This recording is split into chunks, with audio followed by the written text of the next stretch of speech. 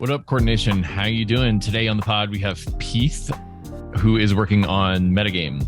What is MetaGame? It is, you can kind of think of it as an MMORPG interface to exploring the Web3 and the crypto world. So basically, people come through this front door and they see several different houses, a house of finance, a house of regen, and they can go explore different quests within those different houses in which they can explore the Web3 ecosystem. So it's kind of like an onboarding tool to the Web3 ecosystem that itself, as you get deeper into it, gets you deeper into the Web3 ecosystem, but also can get you deeper into building metagame. And so basically, it's kind of this infinite game in which it teaches people about the philosophy and the ethos and the tools associated with Web3. But when you talk to Peth, you just get this sort of sense of a tension between being a philosopher and being a builder. Peth is an entrepreneur working in the Web3 space. Him and I actually met at ETH Berlin in 2019, and I've seen the growth of metagame from just a Discord server into this community that's thriving and is trying to create a more Game B world. So basically, Game B is this idea that you may recognize from the episodes that we've done with Daniel Schmachtenberger about creating a omni-win civilization that maximizes human flourishing, maximizing collective intelligence, coordination, collaboration, omni consideration. These are all provocations that are meant to provoke the idea that we're playing a game A that is more Molochian, that is more about defecting and maximizing resources for yourselves, as opposed to creating an omni-win civilization. And so Game B has become this really interesting philosophy for me that has sort of provoked a lot of these questions about what if the internet of finance was emergent? How would you build a Game B that is more different, that is a little bit different than the existing system that has been inherited from the previous generations? And so, there's some of those provocations in the conversation with metagame. It's about routing talent and capital in Web3 to projects, but it's also about if you look at it at a systemic level, an MMORPG that routes talent and capital in this more Game B direction. So I think that metagame is going to be an iterative evolutionary game, as is Web3, but it's kind of interesting to talk to Peth on the week of metagame V1 launch about his plans for metagame and also the becoming of a DAO and the launch of metagame V1. So interesting episode, a really timely one. Like I said, I've been talking to Peth since 2019. It's just been really cool to see him grow and see the community grow through Bull and Bear. They are here trying to build for a more Game B, a more metagame world. And that's why I invited him on the pod to talk about the V1 launch. So without further ado, I give you Peth and metagame. The world has woken up to refi, and CELO is here for it. CELO is the layer one for the regenerative finance movement. It's fast, planet positive, and built for the real world. CELO has committed to producing a sustainable future from day one and has built its technology around one of the lowest carbon impact consensus mechanisms, and is the world's first carbon negative EVM compatible layer one blockchain. CELO is a movement to create the conditions of prosperity for everyone, whether it's tokenizing carbon credits with Toucan, providing capital to underserved communities with Unicorn, or building for millions of users around the globe.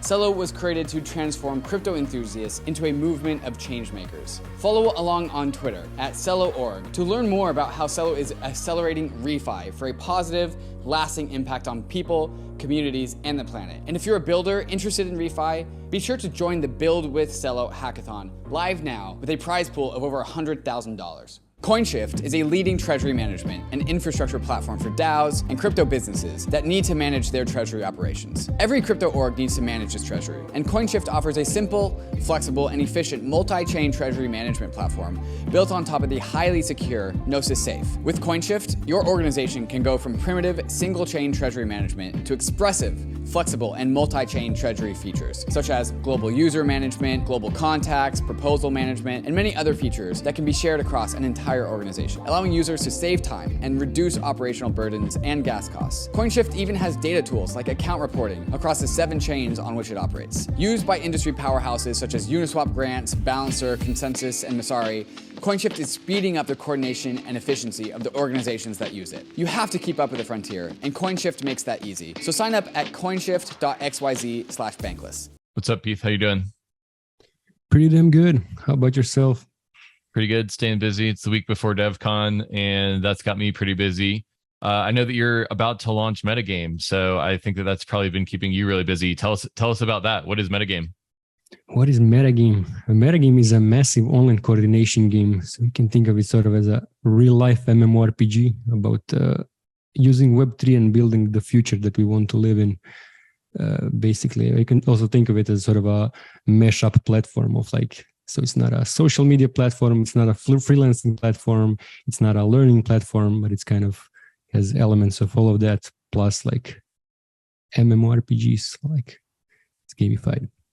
Wow.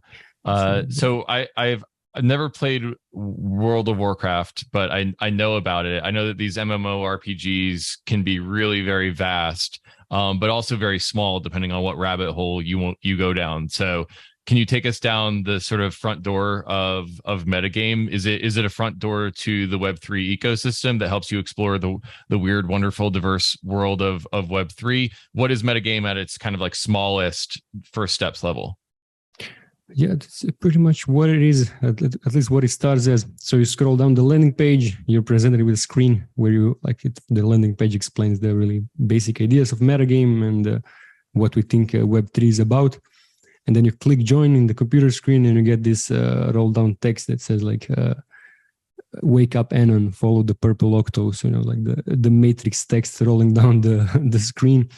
And you have this sort of a text-based choose your own adventure, where we call this the onboarding game, where you basically just answer these prompts that the computer screen asks, presents you with, and then based on whether you're completely new to Web3 or whether you have a project and you're looking for either people to help you build it or different resources, then it either directs you to learn, explains you the basics of Web3 and sends you off to different directions to learn more about DAO space or the DeFi space or the NFTs, or it tells you to go create a grant on Gitcoin, or really depending on what you need. And then one of those paths is to join MetaGame. Yeah, you were about to say something. How many divergent paths are there? Because I think there's Web3 is just this kind of infinite frontier of different things that you can do with money and with tokens and with public-private key cryptography. How many sort of 101 level quests are there? So we split the Web3 in this case to, I think, 5 different pages. So the first one is just we call these the great houses. So we have the house of Ethereum that explains the basics of what Ethereum is, and then sends you off in different, has a list of links to learn more. And then we have the house of DAOs, the house of NFTs, Defiance, and the house of dApps. And so these great houses are really about giving you the sort of a meta overview of the different fields of interest, and then just a bunch of links to explore further, first the posts, the podcasts, whatever else, to learn about these different domains. Cool. Is there a house of regen? Say I'm green-pilled and I want to learn about pro-social causes of Web3. Which house is the best one to start in? Not yet, but there definitely should be. So I think one of the next ones I want to build is the house of game change. And there I want to include all the regen stuff, the game B stuff, the meta-modernism and all those more philosophical topics. Yeah. But I think ReFi fits right in. And also we'll include some more notes about ReFi in the house of DeFi. Cool. Yeah, that would be great. We could call it maybe the house of coordination. I think that's a meme that you and I have talked a lot about when we were not recording.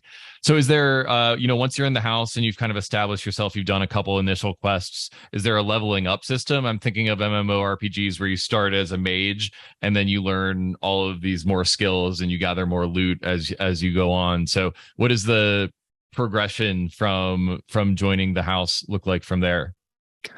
Joining the house is this is just exploration phase still. So people go to explore houses and then they can report their findings. So that's a quest to report what they found or what they learned.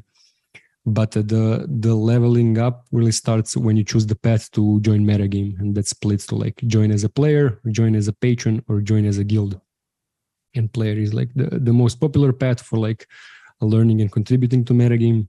Patrons are just people who are supporting MetaGame financially, and then guilds are different DAOs that might want to join the network and integrate their own success or different building blocks that they're building into the MetaOS, which we can get into a bit more later.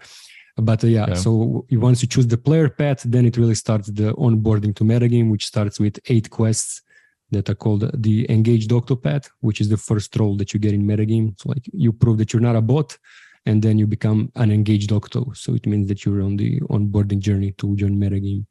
So you complete these quests, and then that sends you to like the path selection screen, where you like choose different paths based on the role that you want to take. So there's like a builder's path, designer's path, and a few other paths that people might want to take. There's also like a create your own path. So like people are not forced to take these paths, like they can like create their own path. But yeah, so like then you complete more quests, and then if you're accepted, you become a player. And then the more active you get, you rise up the leaderboard. There are 150 players in total. Like that's the cap currently. The top 56 are what's called the ranked players. And there you have like the bronze league, silver league, gold league, platinum, and diamond. So you like rise up those leagues, and each league has their own perks that you unlock. And then, as you get more active, you can become a deputy or a champion. So these are like the leaders of different initiatives or domains inside metagame. So that's another like level of involvement. And that's where you join the coordinate circle and earn additional rewards. Yeah, that's the basic. Yeah. So first off, I think you and I met at ETH Berlin in maybe 2019, 2020 was it? And couldn't have been 2020 because of the COVID pandemic. But I just remember you telling me all these different ideas about metagame. They were like kind of like it was this big vision that you're trying to compact down into something that's approachable and understandable by people. And I think that you've come a long way in sort of explaining what this is. But I always feel like as a viewer, I need a visual overview. And I know that if you go to metagame.wtf, which is where the experience is hosted, you can kind of visualize all the different paths down and nooks and crannies of metagame. So it's just been cool to follow the progression of this project over the last couple of years, and such an honor to talk about it as the V1 is launching literally this week. So kudos on all of the traction. Yeah, thank you. Yeah, like things finally actually exist. I remember like reaching out to you, like even before we met in Berlin, and like, hey, what do you think about this idea? And it's like just such a huge idea. It's like people that I sent it to, most of them were like, dude, you can't just do all of that. Like choose one thing. Yeah. But it all fits together, right? Yeah, in the end, it fit together. I think like in some ways we started like we built some pieces that should have been built last. We built the first, like the My Meta profiles, which are these sort of decentralized LinkedIn pages for the people who want to work in the DAO space. So like that's our first product, when actually probably was supposed to be we were supposed to be building it now. And instead of that, like we built that first. So the whole onboarding flow was broken. Like the onboarding quest didn't exist. The onboarding game didn't exist. We just, okay, create a profile. Now go to Discord. And that was the whole flow. But yeah, like over time, I think finally all of these pieces are in place, and we have the functional platform. Yeah, that's great. I noticed that you called MetaGame a massively online coordination game as opposed to a massively online role-playing game. And I thought that was an interesting distinction. And maybe, as someone who just thinks a lot about Web3 era coordination and collective intelligence, I'm reading too much of the tea leaves here, but it feels like to me something like World of Warcraft or a role-playing game is a fun, entertaining experience, but at the end of the day, it's kind of like escapist in that like the loot that you get is only good within World of Warcraft, and the experience can only be experienced within that one little like intranet. And with MetaGame, what's cool is that it's kind of turning Web3, the exploration of Web3, into a coordination game, a massively online role-playing coordination game. And what's cool about that is that the assets that you acquire and the skills and friendships you acquire are actually like professionally relevant. So I don't know if that was a purposeful message thing that you're doing there, but I think taking some of the MMORPG mechanics and applying them to Web3 is a really interesting idea, and can't wait to see where that goes.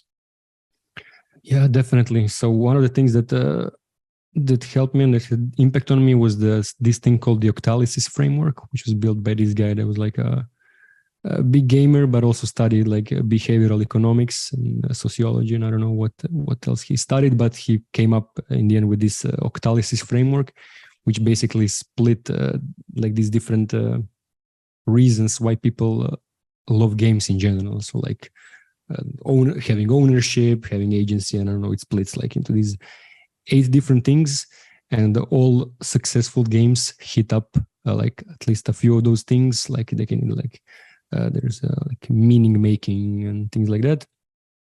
But the thing is, like with all games, it's still all virtual, like you said. Like you're leveling up and you're unlocking achievements and all of that, but it's still all like in this game world. And same with World of Warcraft. Like all of them, all of those games hit like a combination of these elements, but MetaGame has potential to hit all 8 of them, because it's like it's actually like you are leveling up, but you're leveling up like in the real world, like you're acquiring skills, learning things, and progressing through organizations. I think that's super important. So I know that you're launching this week. By the time this episode airs, the experience will be live at metagame.wtf. So go check that out if you're listening. But, you know, Peth, what would a successful launch look like for you? I think you said there's a cap of 150 players. What is sort of the rest of 2022 and early 2023 look like for MetaGame? Are the people that are coming into MetaGame, once they get more advanced, building MetaGame, like the next tranche of MetaGame? And I guess I'm just asking what's next over the next 6 months. So over the next 6 months, there will be a lot of more boring stuff. So like restructuring the DAO and relaunching it on DAO House, like finalizing the tokenomics for phase 2, since we'll be like transitioning in less than a year and that sort of stuff. But what I want to focus on in terms of the platform, in terms of the Meta OS, is really going hard on the integrations. So like making the dashboard and the whole Meta OS experience a lot more useful and integrate a lot of different building blocks, which is actually the idea from the beginning. But then like most of the things that are in there are things that we built. Yeah. But so like you have the dashboard, which displays the latest content from the community, the leaderboard, the calendar, your XP and token stats, and I don't know what else. But we want to like also to integrate things like, okay, what tasks are assigned to your Ethereum address on different like bounty networks, or like the D work, or like to like surface proposals from the DAOs that you're a member of, and different things like that. So like really want to make it as easy as possible for people to create these custom blocks in the dashboard and like build their own integrations. So MetaOS is really meant to be this mosaic of different Web3 building blocks. Yeah, I think that you said the different types of users are the users, the guilds, and the patrons.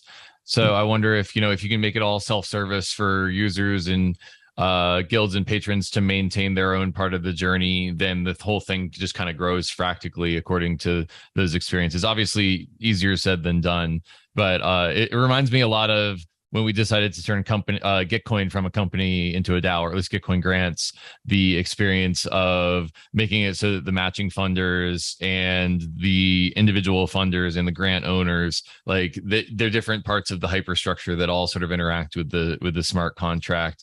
So it seems like that refactor there, it just brings up a memory of me of doing that at Gitcoin. Right. Yeah. And that's really like a long term what I want MetaGame to be like. So like that's why from the beginning I created this, or like at least I attempted to create this separation between MetaFam as an organization that started MetaGame and MetaGame itself as a project. And then as we transition to phase 2, I see like us just being one of many guilds that are building MetaGame. That's cool. Yeah. So using MetaGame to build MetaGame in a way. Right. Take us. So I asked the what's in the next 6 months question, and now I want to telescope further into the future. Take us to the year 2033, which is about 10 years from now. What does MetaGame look like if it's maximally successful, and what impact has it had on the world? Well, by then, MetaGame should really be this in phase 3. What we're calling the phase should be called the Web of Life, and it should really be about no, the phase is called equilibrium, but the meme is the web of life. So like right now the meme is an onboarding machine and a decentralized factory. So it's about onboarding people to Web3 and building this network of project and service DAOs. And then the second phase is the growth phase, where the meme is the web of opportunity. And then the third one, web of life, where it's like really zoomed out of crypto, where crypto is really just the one of many tools that we're using, and it's really at the core of what we built. But it's like MetaGame is not about crypto. It's about helping people find the most optimal ways to play life, like for themselves, and to make an impact. So like at that point, MetaGame should be this huge network of people and projects, together with physical locations that we actually already have a few in the network, but we haven't created guild pages for them yet. But really, I have this whole network of eco-villages and that sort of places where people can go between, and overall just having this whole alternative socio-economic system where people can join, meet people, level up, like find meaningful things to work on, and make an impact. Beautiful. So, I mean, it feels like it's a way to discover the opportunities in Web3, but as Web3 eats the world, it kind of becomes a way to just like level up your skills and your relationships, and hopefully your bank account, well, not your bank account, your crypto wallet, in exploring the wide, divergent things in Web3. And so maybe you can find opportunities in people that align more with your values, and it helps route you to where the most value is. But I mean, how do you think about the player testing or like the balance testing of that? Like, you know, if I'm someone who's trying to decide if I want to go into finance or regen stuff or NFT flipping, you know, like the balancing of all those different routes, like how do you guide the user down all those different paths? It feels like there's so many divergent parts of Web3 and the world that they could be exploring at that scale. I think it's at the end of the day, like, I mean, further versions, it starts being less about us guiding them and more about discovering your own path. So like there's these basic paths that you take for joining and contributing to the metagame specifically, but this quest chains and this project we're calling playbooks is really like what it forks into, where people create these different paths. And you can actually already find people like on Twitter posting these different threads that are about doing useful things or joining the Web3 space, things like that. And that's also what we want to focus on, is just trying to get people from the general Web3 space, or like not just Web3, but in general, to write these playbooks and create their own quest chains. So quest chains is the first DAO that came out of MetaGame. So like the first standalone project that's used for like to begin with creating these onboarding journeys, and it's made in such a way that people can integrate it into their own platforms. So you like there's this you complete this quest chain, so like a sequence of quests, and you unlock an NFT. And then we're using it for onboarding people, but it can be also be used for like micro courses. It can eventually be used for building skill trees, because like with one NFT you can unlock another quest chain and things like that. So you'll see a lot of people creating their own paths, and then like creating these playbooks out of that, and then people like filtering and browsing through these playbooks and seeing what works for them. Got it. So it becomes kind of like an interface for discovery for the users, and at scale, hopefully there's a broad, diverse and inclusive set of opportunities that people can discover. And, you know, it feels like at that level, you know, projecting out 10 years in which this becomes a way for people to do one of the most important things of their lives, which is build skills and build up their balance and discover their purpose. Like the governance rights to that become somewhat important. And so when DAO for MetaGame? I mean, we had the DAO not from day one, but we started on Aragon. But the reason we refused to use it is because like we started on Aragon because DAO didn't support minting of tokens, but we never wanted MetaGame to be like token weighted voting. So like we were minting the tokens on Aragon, but we never used Aragon for voting besides actually minting tokens. So like voting on minting.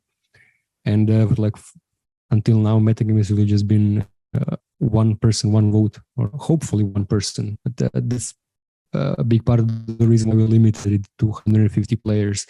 So that like less trying to fight the bots and like build up civil resistance, and more like trying to build this tight-knit community where you know that like each of these people is a unique human, and thus deserves the one human, one vote for the like voting in metagame. And then with the restructuring it and like launching a new DAO where we'll actually be voting on chain rather than in a Discord channel, which is kind of embarrassing at this point. But yeah, there was no better and simpler solution. But yeah, at that point, I want to transition more into a system where people can earn multiple votes. So they can like maybe like with each season that they are active in metagame, they get one additional vote. And then also like, so there will be different scales for like how players unlock additional votes and how patrons unlock different votes. So it still won't be like based on how much money you have, but like yeah, a lot of different things. So that was like super important for me from day one. Like if you're building this whole new world, like it cannot be a plutocracy. It's just yeah. Weird. Well, I hear you singing the song of civil resistance a little bit with this one human, one vote stuff. I wonder if there's any way that the people out there at Gitcoin DAO and their work on Gitcoin Passport could derive civil resistance from metagame and vice versa. So we'll just put that idea out there into the universe. And, as listeners know, I view civil resistance as a huge opportunity for the space to go from one token, one vote to one human, one vote. And however we can make that happen, I'm very supportive. Yeah, fuck yeah. Yeah, I met one of your people who was working on that at MCon. And I talked to him about like how when I was starting, we also use ceramic, but when I went to make my Gitcoin passport, it actually didn't detect my existing ceramic profile. So we need to get that working somehow at least. And then from that, like we have like the DAO memberships, and we'll be adding more stuff that could be useful for the passport as well. Great. We wanted to have our own, calling it a MetaPass. It's like a old idea of like just receiving this passport based on like if you're a member of at least one DAO that's a member of metagame, then you can get it. Got it. Okay. Yeah, so maybe there's an opportunity there. It seems like ceramic is where a lot of the Web3 reputation, off-chain Web3 reputation stuff is going to be accrued. It's going to be the Schelling point for a lot of that information, but getting it to talk to each other is something that's going to have to be consciously planned, it seems like. Yeah, and they're transitioning to the new graph structure and apparently making it a lot more composable. So that should help. Yeah. It's cool. Well, I'm so bullish on this world in which we have accrued reputation, and that gives us access to the nooks and crannies of Web3 where there's deep value. So I think metagame is going to be, we'll see how the launch goes, but I'm rooting for it to become a way that people discover the opportunities. Working in Web3 is awesome. It's freeing, powerful, and so much fun. But working outside of the typical W-2 employee structure is a deal breaker for so many. Opolis is helping the self-sovereign worker focus on what they do best, their work, while managing the back end for them. There is a lot of nation-state overhead when working in Web3, and Opolis takes care of all of the back-end stuff, freeing you up to do what you do best. Opolis leverages group buying power through a community employment co-op, helping you save 20 to 50% on high-quality, affordable healthcare options through Cigna. So, do what you love and maintain your financial security. With Opolis, you must be authorized to work in the United States to receive Opolis benefits, but Opolis is expanding its services to Canada starting on January 1st, 2023. So, book a 30-minute consultation with the Opolis experts and join Opolis by December 31st of 2022 and get 1,000 work tokens and 1,000 bank tokens when you sign up. So go to connect.opolis.co/bankless to get started. Goldfinch is a decentralized credit protocol with a mission to connect the world's capital to the world's growth. Goldfinch focuses on real yields from real companies, so you can stop worrying about the latest crypto Ponzi and start lending your USDC to real businesses driving growth worldwide. By lending to Goldfinch, you can drive change by expanding access to DeFi's global potential. Goldfinch's borrowers are proven fintech and credit funds in emerging markets who need access to Goldfinch's capital to drive economic growth in regions faced with barriers barriers to financial access. In just under 2 years, Goldfinch has loaned over 100 million USDC, reaching over 1 million people and businesses across 28 countries with financing from the protocol's borrowers. Goldfinch is doing what DeFi was always meant to do, expanding financial access to those who have historically been shut out of the TradFi system. Learn how you can put your USDC to work, empowering real business growth worldwide at goldfinch.finance. I'm curious what other hopes and dreams you have for MetaGame on the eve of its launch. On the eve of its launch, I just hope that a bunch of people show up on Discord and we talk about it. I give a demo, and in general, just that we have a lot new people showing up. So like in the past few months, as crypto took a nosedive, and so did our treasury and their token, like there was a lot less activity. But funny enough, like our newsletter subscriptions have doubled over the past few months. Like it's just been going like this. And I hope that we can get a lot of those new subscribers to actually jump in and go through these onboarding paths and discover Web3 and more of MetaGame. Yeah, so I think there's a huge opportunity to just kind of the breadcrumb approach of onboarding, where you just kind of teach people a new primitive, show them a new ecosystem every day, and then those atomic habits compound over time into a real knowledge of Web3. And in retrospect, it feels like you know a lot, but if you just learn one bit every little day, then I think that it really breaks down some of the onboarding problems in the space. So curious to see how that works with MetaGame. And then also I know that there's kind of like a social layer on your Discord. I've been in your Discord before. I've hung out with some MetaGame people before, and learning socially is a great way to onboard people as well. So what is the sort of social layer of MetaGame look like? Do you guys do town halls on Discord? Is it mostly centered around Discord? What does that look like? Yeah, so far it's been mostly on Discord. So we had community calls every Friday, where usually we had 2 guests. So like we invited 2 DAOs per community call, and then we had 2 of those people present their DAOs and what they're working on. So that was happening every Friday up until like a month ago. And that's been happening for a long time. And yeah, we have other like builders call, that's like a builders align, that's like a weekly builders call. And we have the like other champions ring, which is for people who are leading these different initiatives. But yeah, like mostly happening on Discord. Great. Well, I think that we're getting close to time. Is there anything I didn't ask that you want to tell us about MetaGame? I guess just like the inspiration for starting the whole thing. We kind of didn't really go into that, but yeah, like even you want to say something? Let's go there. Let's do it.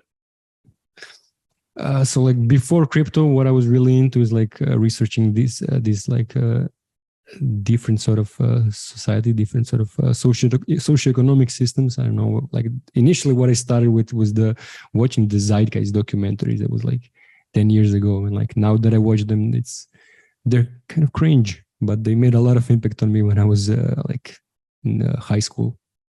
And they like really set me on this path of researching these different like eco-villages and that sort of like self-sustainable places, and in general like researching different economic system, different political structures and that sort of stuff. And then when I found Ethereum, it's like okay, so like this is the software layer like for building any like these new kinds of socioeconomic systems, and that's really what drew me into Ethereum. That's why I was like really so deep into the DAO space from the beginning. And then a few years later, I joined the MetaCartel DAO, which at the time like even DAO House didn't exist yet, so it was just a front end for voting and the treasury management. It was like super basic, and the Telegram group. And I was like, okay, so I joined now. Like, who are these people? What are the projects? What can I do? What's going on? Like, I didn't understand anything, so I started working on this thing that I was calling the MetaCartel Black Paper. And then as I was developing this whole structure, like the more I was thinking like, if we're building this whole system, it doesn't make sense to build it just for this one DAO. And it's like a project that pretty much, there is a problem that pretty much any DAO has, like there weren't even many DAOs at the time, but like all of them had onboarding problems. And there's a huge like onboarding problem for the Web3 space in general, and like helping people understand, like what crypto is about besides number go up. And that's what really like made me start MetaGame. So like put, as they say, wind in my back, like starting with this niche of onboarding people to Web3, but really like putting it together with everything that I ever wanted to build, which is a new kind of socioeconomic system, like finally enabled by these Web3 technologies. And hopefully inspire others to think along the same lines. One of the things that sort of strikes me when I hear that story, and also just thinking back to meeting you at Youth Berlin in 2019 when you had all those crazy ideas, and is how MetaGame is kind of just like it feels like a fractal of MetaCartel in a way to me. How Peter Pan and the other OGs at MetaCartel kind of did this cohort-based onboarding of the ecosystem, and originally MetaCartel started off as this meta transaction working group, but then it evolved into a social network, and then you coming in as kind of its resident philosopher. I don't want to put words in your mouth, but that's how I perceive you. And then kind of trying to play that forward. Okay, this was my path forward into Web3 and for making an impact in the world. How do I pay that forward to other people in the world? And so just the relationship between MetaCartel and then MetaGame and then whatever comes next from the next cohort that's onboarded from that feels like a very interesting fractal thing to me. Yeah. I mean, even MetaCartel kind of started because Peter Pan was denied entry into Moloch DAO. So like then MetaCartel came to be, and then from MetaCartel came MetaGame, and now MetaGame spawned like Quest Chains, like its own DAO, and then hopefully at some point Quest Chain will spawn another DAO, and like so fractalizes further. Yeah. And the other thing that's really cool to me is the super modularity of these ecosystems. So basically the idea of super modularity is having each composite part be modular in that it's self-contained, but the super modularity is that the sum is greater than the whole of its parts. And so just having been involved in MetaGame and MetaCartel and being from my perch over at Gitcoin while I was there, just seeing the interoperability between all of these different sister projects in the MetaCartel ecosystem, and then the sister projects between Gitcoin and Kernel and the hackathons over on the Gitcoin side of things, and then the interop with the rest of the ecosystem that I saw at MetaCon this year in Denver was really neat. And so it's not just onboarding people into Web3, but there's all these little like camps that are there for the ethos and the coordination technology that we're building and can kind of bond together. And I think that that's another piece of the MetaGame that's super important. And then in a way, that's kind of your business at MetaGame, is to help people onboard into these different modules that are all socially interoperable with each other.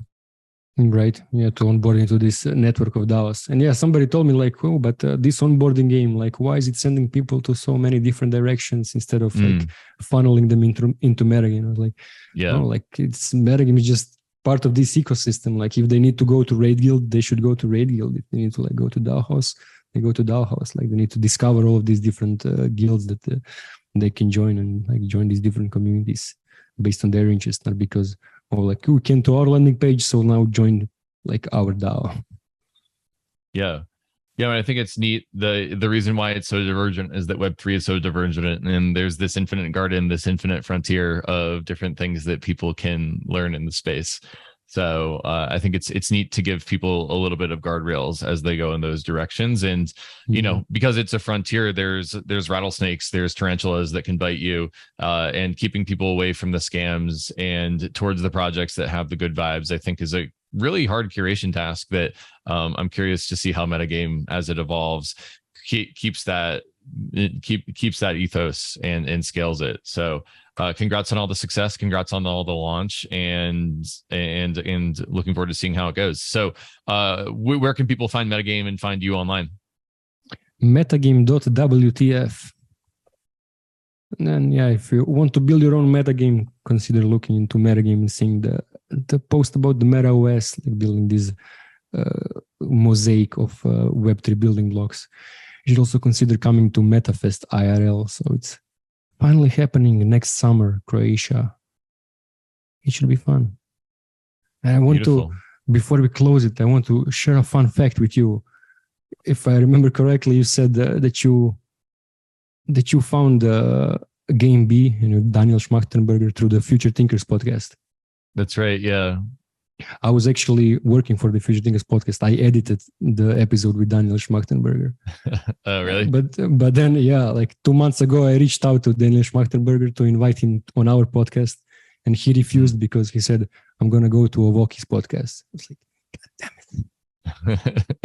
But it's a great episode. Like anybody who doesn't know about Game B should definitely go listen to the Green Pill with Daniel Schmachtenberger. That's Daniel's such a galaxy brain, and some of his thinking about the meta crisis in Game B has been something that we've unpacked on the Green Pill Pod. It's actually one of the episodes that I worked the hardest to get him on, and it got the most views and has had the most influence. So I'm glad I put in the work on that.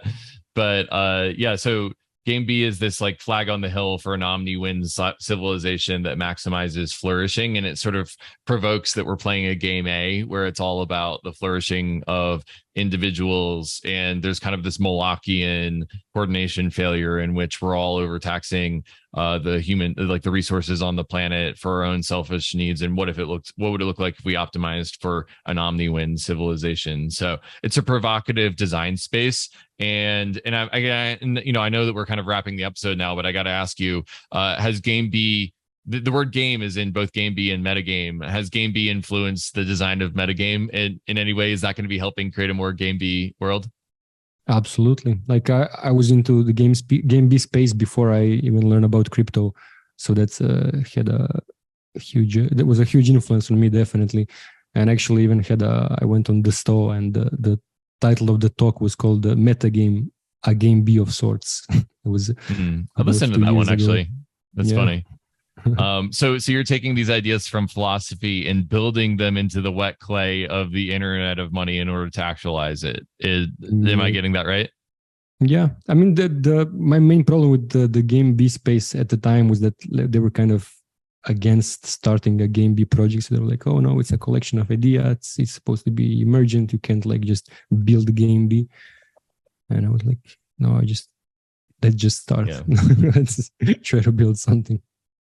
That's a beautiful place to end it. The chaotic and beautiful tension between builder energy and philosopher and energy is where I'm trying to live my life right now. So that's a great place to end it. Yeah, and was the one line when you open the MetaGame newsletter, building a new world at the intersection of technology and philosophy. So that's like what you just said. Perfect. Yeah. Way to wrap it. Great way to end it. We'll also end it on a call to action. Check out metagame.wtf, and we will see you in the metagame, dear listener. Thanks for joining, Peth. Thank you for having me. Cool.